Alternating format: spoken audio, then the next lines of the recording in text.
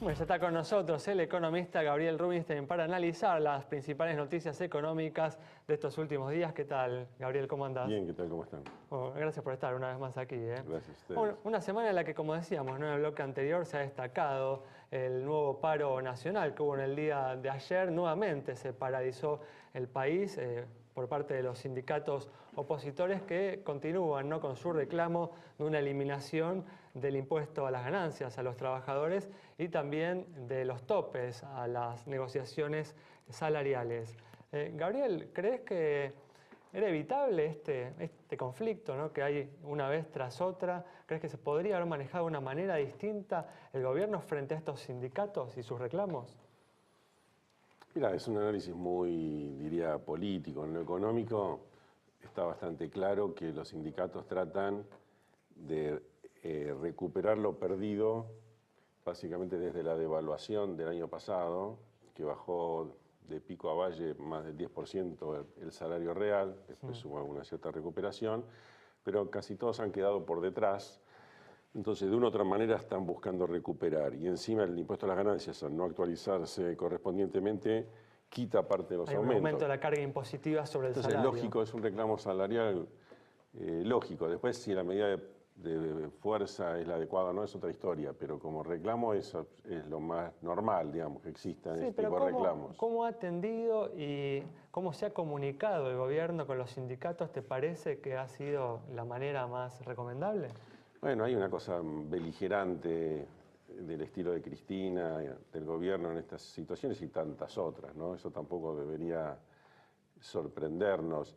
Y quizás mucha gente que siente esa molestia de los paros, de alguna manera pueden llegar a apoyar o no la tesitura del gobierno de enfrentar a los sindicatos y demás, ¿no? Igual te diría que está, aparte del paro de los sindicatos, está parada la economía, que creo que eso es lo más importante para...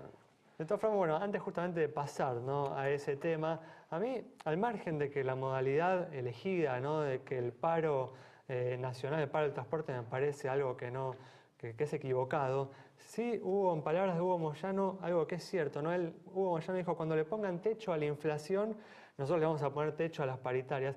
Y acá hay algo que es importante, es que el gobierno, ¿no? A pesar de la elevada inflación que viene habiendo en estos últimos años, no asume ningún compromiso, no pone objetivo de inflación. Entonces, también es cierto que si no hay pautas, los trabajadores, yo entiendo que busquen protegerse frente a esa falta de claridad en las políticas económicas del gobierno. Sí, igual yo te diría que hay algo que está bastante claro, por lo menos para mí y para muchos economistas que puedan analizar el tema. El gobierno necesita inflación del orden del 30% anual para cerrar sus cuentas. Eso es lo que llamamos el impuesto inflacionario. Pero el déficit igual está aumentando Pero justamente año a año, el déficit aumenta y como el déficit aumenta hay que financiarlo. O lo financiás colocando deuda interna, sacándole a los privados, o lo que le hacen en el exterior, que no hay mucho mercado salvo unos pocos dólares. Y el grueso del déficit se financia con emisión monetaria. Sí, sí, sí. Esa emisión monetaria es más o menos la bruta, digamos, el 60% de la base monetaria. Para financiar el agujero en sus cuentas, ¿no? Porque sus cuentas están completamente descontroladas, ¿no? Entonces sí. Después se emite 60% por distintos mecanismos, LEVAC y otros, se termina más o menos al 30% anual, que es la inflación. Después se dice que el gobierno no se fija en la parte monetaria, cuando activamente, a través de la emisión de LEVAC, reconoce que tiene que actuar monetariamente para que la inflación no se dispare más. Entonces hay una cierta coherencia en decir, estamos en un modelo que necesita 30% de inflación anual para seguir. Y es un modelo donde, por las distintas cuestiones que hacen a CEPO y demás, no crece. Es un modelo de tipo estanflacionario. Tal cual, eso queda claro para los economistas, ¿no? Pero no necesariamente para los trabajadores, para los sindicalistas cuando se sientan a negociar los aumentos salariales, ¿no? Es que yo creo que los sindicatos acá y en todo el mundo tratan de preservar el poder de compra de sus salarios. Eso es, digamos, cualquier gobernante tiene que tener en cuenta que eso sucede así. Si después no se puede satisfacer por alguna razón X, bueno, hay que hacerle frente. Pero el gobierno tampoco dice que no se puede satisfacer, simplemente niega un poco la inflación, dice que es menos o no dice ni cuál es. porque a veces ni lo dicen, dice bajó 15%, cualquiera sea la medición, Kicillof decía el otro día, 10% menos que el año pasado, y menos en valores medio relativos, ¿viste? Como que fuera que no se animan a decir que era 40 y que es 30. Por no hablar del tema de la pobreza, 35, ¿no? 25. No, por eso fue escandalosa, porque realmente decir que hay menos pobreza en Argentina que en los países nórdicos europeos, que en Alemania, que es el 5%, uno no sabe cómo tomarlo, ¿no? Son esas cosas casi absurdas. Parece una burla. Sí, fue una de las controversias de la semana, ¿no? El tema de la pobreza. ¿Hay números claros de pobreza en Argentina? ¿Se puede saber? Hay quienes miden de distintas metodologías. La UCA tiene su medición.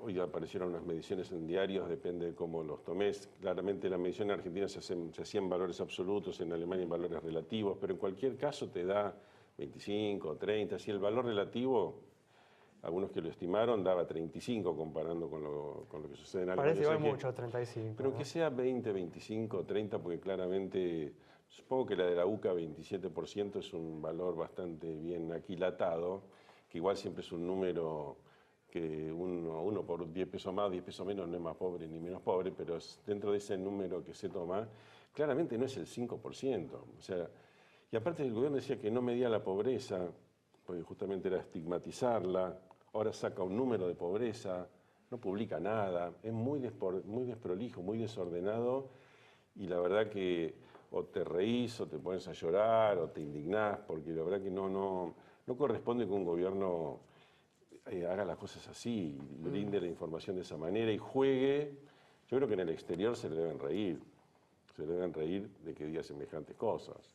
O acá también, muchos nos reímos. Muchos que acá también se ríen. Pero otra de las controversias de la semana fue una ofensiva frase del gobierno de los Estados Unidos, de una funcionaria aquí de la embajada, diciendo que el cepo cambiario frenaba las inversiones. El ministro salió a decir que eso no era cierto, por supuesto. Que no era cierto, dijo, no lo escuché, dijo que no era cierto. Claro, dijo que era ofensivo, digamos, venir a opinar desde Estados Unidos Ah. acerca de la economía argentina y que, bueno, por supuesto, para la posición oficial, el cepo no es ninguna traba para las inversiones extranjeras. ¿Cómo ves el tema del cepo?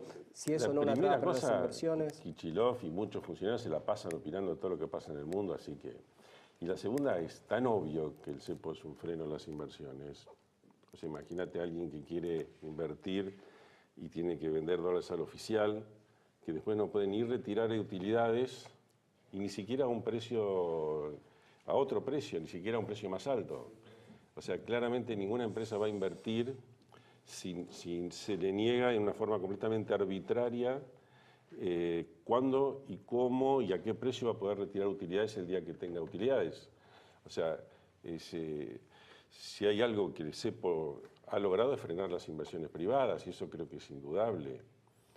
Por lo tanto, me parece que en ese sentido lo que dijo Kicillof es completamente falso. Bueno, justamente, ¿no? Hablando del cepo cambiario, ¿esperás que el próximo gobierno lo elimine y de qué modo? Mira, para eliminar el cepo cambiario necesitas una política coherente y necesitas dólares. O sea, hoy los dólares que hay en la economía son los más bajos de la historia de las últimas décadas en relación a la cantidad total de dinero que hay en la economía. Con lo cual, si vos no haces las cosas muy bien, te expones a una corrida, a que cualquier corrida te obliga a volver a poner el cepo. Por eso no es muy factible que se pueda cumplir con la promesa de Macri, esa de liberar el cepo el día siguiente. Si se libera el cepo al día siguiente, digamos, hay que ver con qué otros anuncios. Yo lo liberaría con 20.000 millones de dólares cash de préstamos asegurados del exterior. O sea, primero lograría una masa de préstamos. Libero el cepo y después sí apuesto a que vengan los fondos voluntariamente. Pero si toda la apuesta es a que vengan fondos por confianza, pero que se pueden ir a los 3 días, que no son fondos de largo plazo, tenés un riesgo importante. Yo creo que Macri haría bien en aclarar eso, porque hay gente que podría no votarlo, porque a lo mejor Scioli, si fuera como aparenta su principal contrincante, le puede dar una idea que esta economía, que es malísima, que funciona muy mal, que está estancada hace 4 años y que tiene alta inflación, pero por ahí la gente puede decir, bueno, yo más o menos tengo el salario aceptablemente bueno, tengo el empleo y no quiero que nadie haga ruido. Entonces, si Macri hace ruido con el tema del cepo, sería bueno que haga que aclare mejor el contexto. Muchas gracias, Gabriel, por haber estado con nosotros. Vamos entonces con este análisis de Gabriel Rubinstein sobre los detalles de la economía, lo que viene sucediendo en los últimos días y un análisis también de cómo se puede salir del cepo, cuáles son los riesgos involucrados en ellos en el próximo mandato. Nos reencontramos el próximo viernes a las 20 horas aquí en Metro.